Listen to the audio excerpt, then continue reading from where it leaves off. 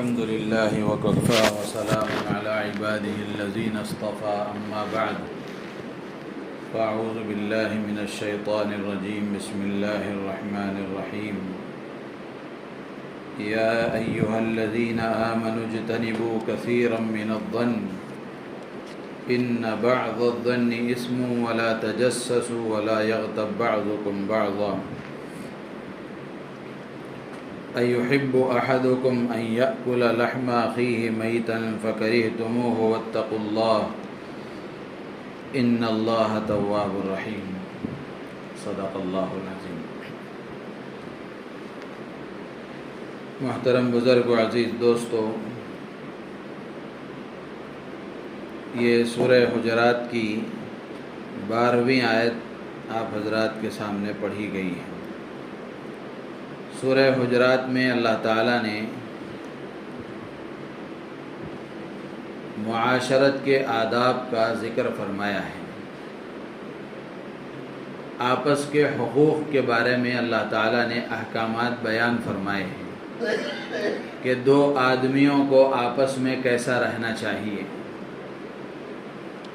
اور معاشرتی زندگی میں کن چیزوں کا لحاظ رکھا جائے تو عافیت اور سکون کے ساتھ زندگی گزرے گی، اور کن کاموں کا اور کن حرکتوں کا ارتکاب کیا جائے تو آپس کی زندگی تباہ اور برباد ہو جاتی ہے۔ تو جو آیت آپ کے سامنے پڑھی گئی ہے، اس میں بھی اللہ تعالیٰ نے 3 باتوں سے منع کیا ہے۔ اللہ تعالیٰ ایمان والوں سے خطاب کر کے فرماتے ہیں یا ایھا الذین آمنوا اجتنبوا کثیرا من الظن، کہ اے ایمان والو بہت سے گمانوں سے بچو، ان بعض الظن اثم،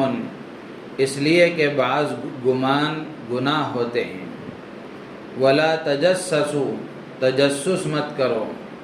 ولا یغتب بعضکم بعضا،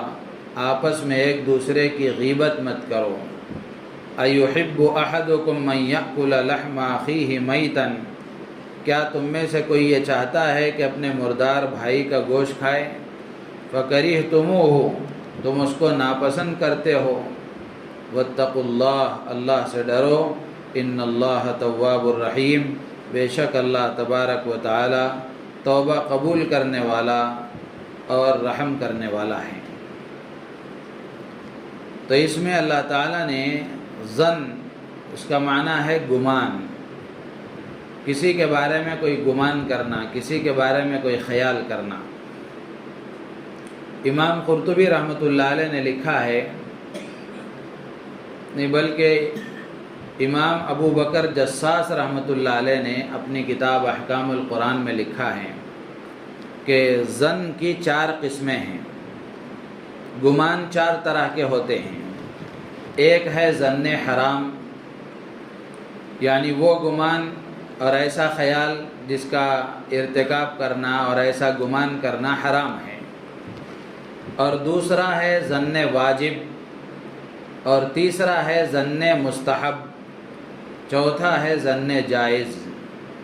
تو یہ 4 طرح کے گمان ہیں۔ پہلا ہے ظن حرام۔ ظن حرام اللہ کے بارے میں بدگمانی کرنا، یہ حرام ہے کہ آدمی اللہ کے بارے میں بدگمانی کرے کہ اللہ تعالیٰ تو مجھے عذاب ہی دے گا یا مجھے مصیبت ہی میں رکھے گا، مغفرت سے آدمی مایوس ہو جائے، اللہ کی رحمت سے مایوس ہو جائے اور اللہ کے بارے میں بدگمانی کرنے لگے۔ بدگمانی کے طرح طرح کے جملے ہو سکتے ہیں، الگ الگ طریقے سے لوگوں میں رائج ہیں۔ تو اسی لیے کہتے ہیں کہ اللہ کے بارے میں بدگمانی کرنا یہ حرام ہے۔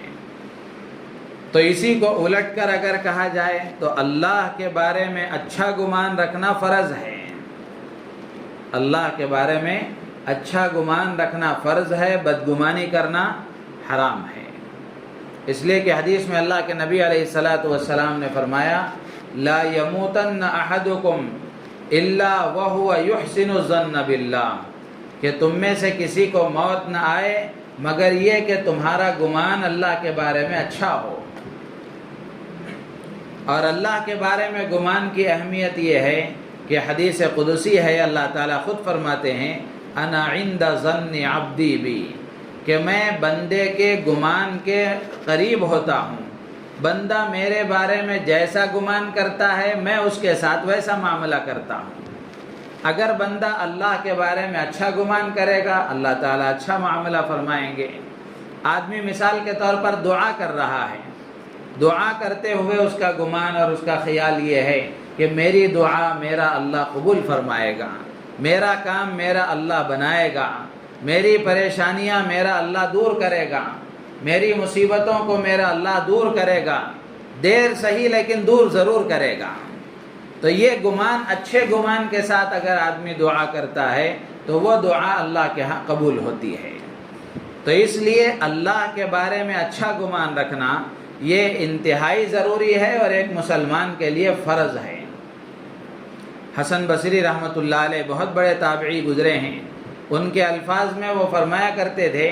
کہ ایمان والے کو اللہ سے اچھا گمان ہوتا ہے، اسی لیے وہ نیکی کی طاق میں لگا رہتا ہے کہ کون سا نیک کام کروں، کون سی اللہ کی عبادت کروں، کہ میں اللہ کی عبادت کروں گا اللہ تعالیٰ میرا کام بنائیں گے، میری ضرورتیں پورا فرمائیں گے، اللہ راضی اور خوش ہو جائیں گے۔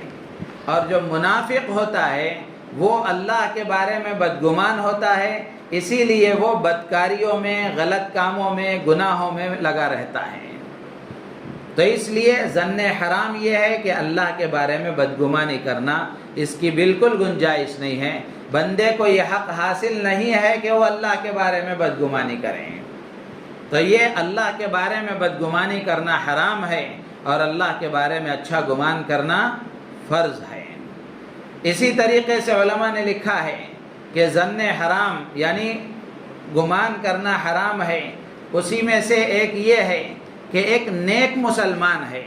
ظاہری اس کا حلیہ نیک ہے، ظاہری اس کا طور طریقہ نیک ہے، تو ایک نیک مسلمان کے بارے میں بدگمانی کرنا بھی حرام ہے۔ کسی اچھے خاصے ظاہری نیک مسلمان کے بارے میں بغیر کسی دلیل کے، بغیر کسی مضبوط اور پکی دلیل کے اس کے بارے میں بدگمانی کرنا یہ بھی حرام ہے، اس لیے کہ اس کا ظاہر بتا رہا ہے کہ وہ اچھا ہے، اندر ہم جھانک کر نہیں دیکھ سکتے ہیں، تو اس کے بارے میں بغیر کسی دلیل کے اور بغیر کسی مضبوط ثبوت کے اس کے بارے میں بدگمانی کرنا بھی حرام ہے، اس کی گنجائش نہیں ہے۔ تو یہ تو ظن حرام ہوا۔ اسی طرح ہے ظن واجب۔ ظن واجب کہتے ہیں، اس کا مطلب یہ ہے کہ آدمی بعض ایسے کام ہوتے ہیں کہ جن میں سے کسی ایک پہلو کو اختیار کرنا شریعت کے اعتبار سے واجب ہوتا ہے۔ جیسے مثال کے طور پر ایک آدمی عدالت کا جج ہے، عدالت کا قاضی اور حاکم ہے، اس کے پاس کوئی مقدمہ دائر کیا گیا، کوئی کیس لے جایا گیا اس کے پاس، تو کوئی مقدمہ پیش کیا گیا، تو اب اس قاضی کو فیصلہ کرنا واجب ہے، اس قاضی کو فیصلہ کرنا واجب ہے۔ تو اب وہ فیصلہ کرے گا گواہوں کی روشنی میں، ان کی گواہی کی روشنی میں، کہ سچے اور پکے گواہوں کی روشنی میں وہ فیصلہ کرے گا۔ تو اب یہ سچے اور پکے گواہوں کی روشنی میں جو فیصلہ کرے گا، وہ ان گواہوں کے بارے میں سچا ہونے کا گمان اس لیے رکھتا ہے کہ اس کے لیے فیصلہ کرنا ضروری ہے، اس لیے اس کو فیصلہ کرنا ضروری ہے۔ تو فیصلہ کرنا واجب ہونے کی وجہ سے ان گواہوں کے بارے میں وہ یہ گمان رکھتا ہے کہ وہ سچے ہیں۔ ایسا ہو سکتا ہے کہ جن سچے گواہوں کے بارے میں اس نے یہ گمان رکھا ہے کہ یہ سچے ہیں، ہو سکتا ہے اس مقدمے میں اس نے جھوٹ بولا ہو، لیکن یہاں شرعی اعتبار سے ایک پہلو کو اختیار کرنا ضروری ہوتا ہے۔ تو آدمی فیصلہ کرنے کی مجبوری کی وجہ سے گواہ کے بارے میں اس کو ظن غالب کے طور پر اور مضبوط گمان کے طور پر یہ گمان کر لینا کہ یہ سچے ہیں، یہ ضروری ہو جاتا ہے، تو یہ ظن واجب کہلاتا ہے۔ اسی طریقے سے ایک آدمی ایسی جگہ چلا گیا کہ جہاں اس کو قبلے کا ڈائریکشن معلوم نہیں ہو رہا ہے کہ قبلے کی جہت، قبلے کی سمت کس طرف ہے، قبلہ کس طرف ہے، اس کو پتہ نہیں چل رہا ہے، کوئی بتانے والا بھی نہیں ہے۔ کوئی بتانے والا بھی نہیں ہے، اور اس کے پاس کوئی ایسا آلہ، کوئی موبائل، کوئی قطب نما جو قبلہ بتانے والا ہے وہ بھی نہیں ہے، تو اب اس کے لیے کیا حکم ہے؟ اس کے لیے شریعت کا حکم یہ ہے کہ وہ تحری کرے، یعنی غور و فکر کرے کہ کدھر ہو سکتا ہے قبلہ، ادھر ہو سکتا ہے، ادھر ہو سکتا ہے، ادھر ہو سکتا ہے، ادھر ہو سکتا ہے۔ آدمی اپنے دماغ کے اعتبار سے غور و فکر کرے، اور پھر جس طرف رجحان زیادہ ہو جائے اس پر عمل کر لیں۔ جیسے مثال کے طور پر آدمی نے غور و فکر کیا اور اس کو سمجھ میں آیا کہ قبلہ اس طرف ہے،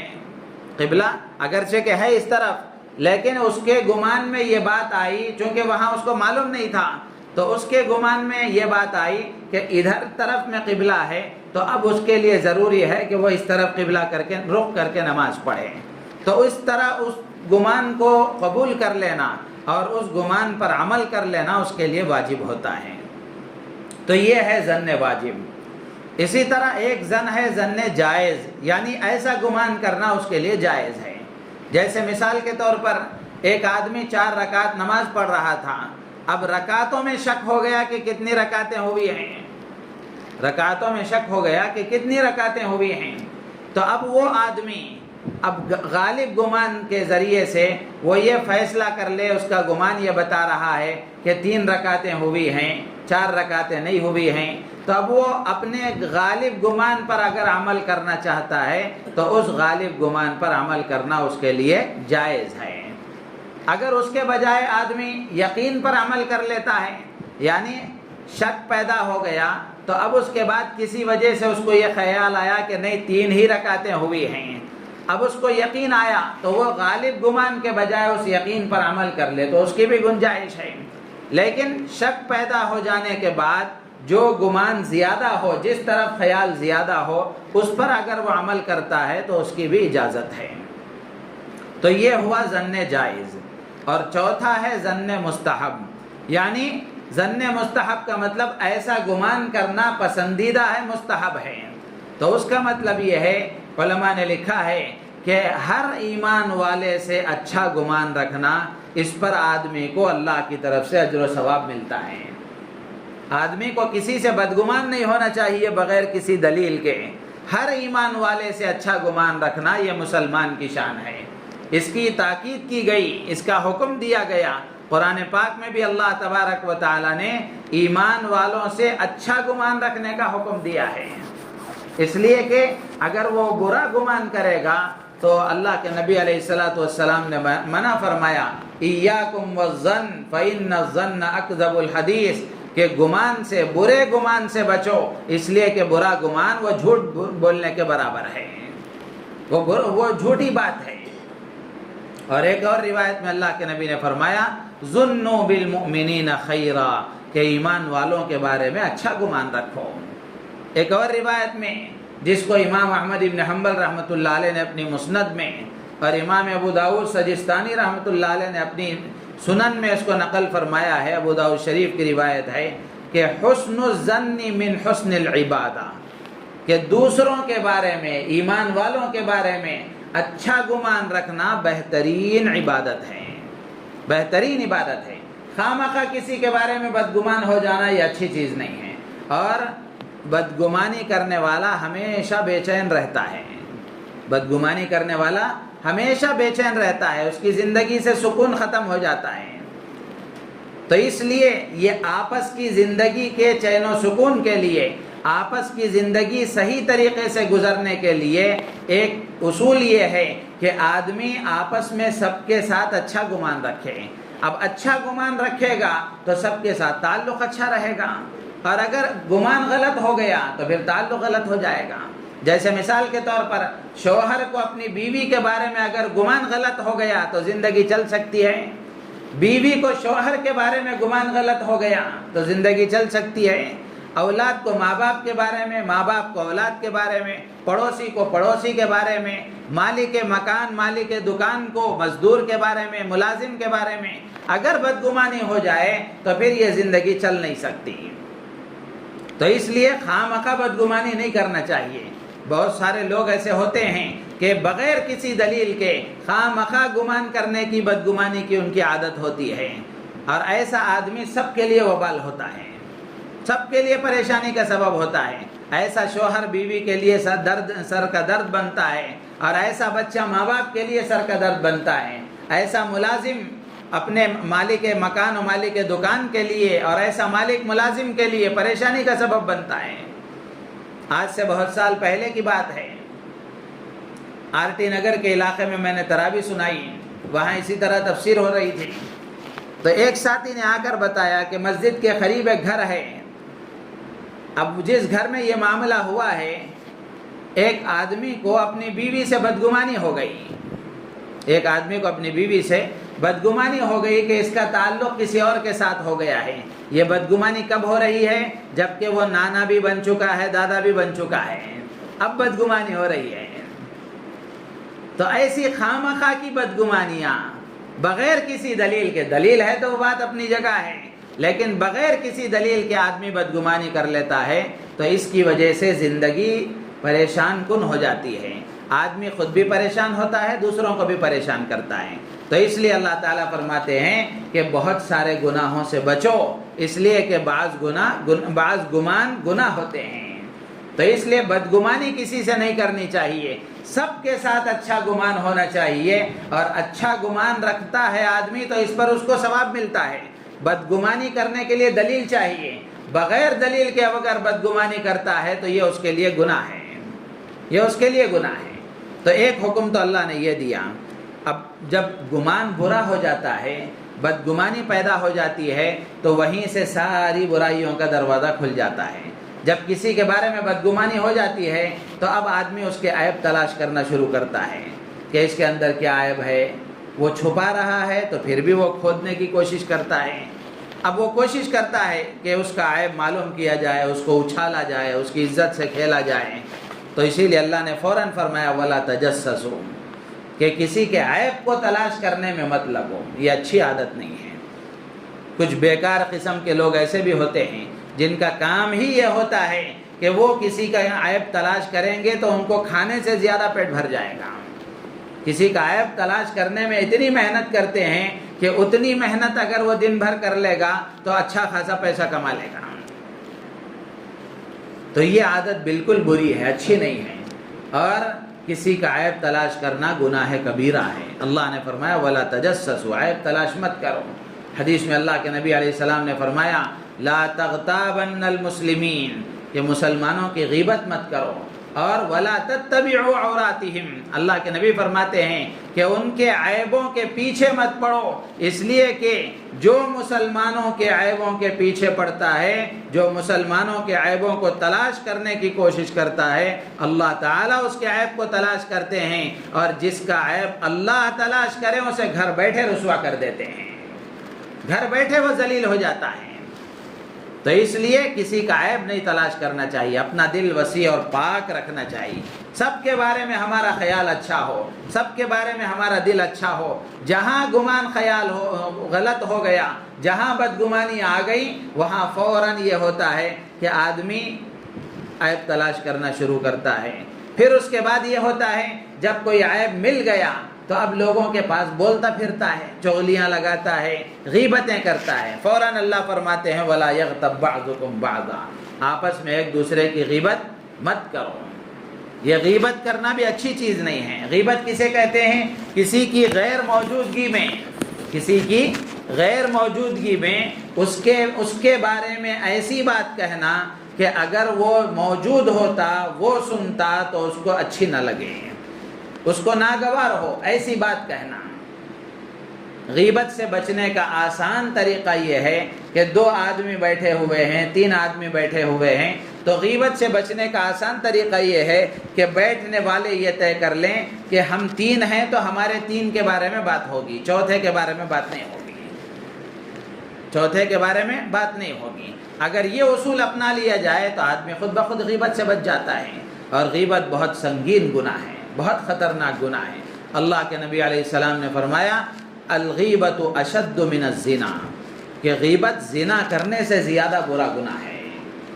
اس لیے کہ اگر کسی سے زنا ہو گیا تو آدمی توبہ اور استغفار کر لیتا ہے، اللہ سے معافی مانگ لیتا ہے، گناہ پر نادم اور شرمندہ ہو جاتا ہے، وہ گناہ اللہ کے ہاں معاف ہو جاتا ہے۔ لیکن غیبت کا گناہ ایسا ہے کہ اس کا تعلق اللہ سے بھی ہے، اس کا تعلق بندے سے بھی ہے،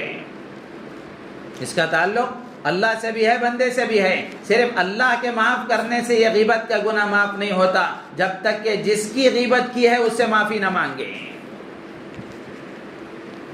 ہاں، اس سے معافی مانگنا اس وقت شرط ہے جب کہ اس کے بارے میں غیبت ہم نے کی ہے، اس کا علم اس کو ہو جائے۔ جب اس کو معلوم ہو جائے کہ ہم نے اس کی غیبت کی ہے تو ایسی صورت میں اس سے معافی مانگنا ضروری ہے۔ اگر اس کو معلوم نہیں ہوا ہے تو پھر اس سے معافی مانگنا ضروری نہیں ہے، بلکہ اس کے لیے اچھی دعا کرنا اس کے لیے ضروری ہے کہ جس کی غیبت کی ہے، غیبت سے بچنے کا آسان طریقہ یہ ہے کہ آدمی اس کے لیے دعا کریں، دعائے خیر کریں اور اس کی ترقی کی دعا کریں، تو اس کے ذریعے سے آدمی غیبت کے گناہ سے بچ سکتا ہے۔ تو اللہ تعالیٰ نے اجتماعی زندگی اور انفرادی زندگی کو صحیح طریقے سے گزارنے کے لیے ان 3 باتوں کا حکم دیا ہے کہ برے گمان مت کرو، کسی کا عیب تلاش مت کرو، اور اسی طریقے سے کسی کی غیبت مت کرو۔